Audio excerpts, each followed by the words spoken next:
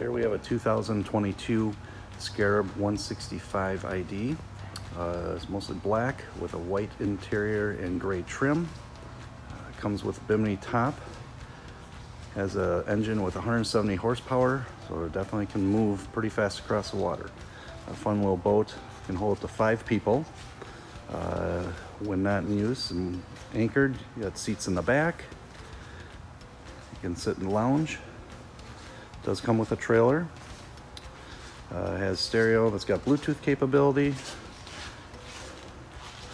And fun little boat. Got a little storage in there.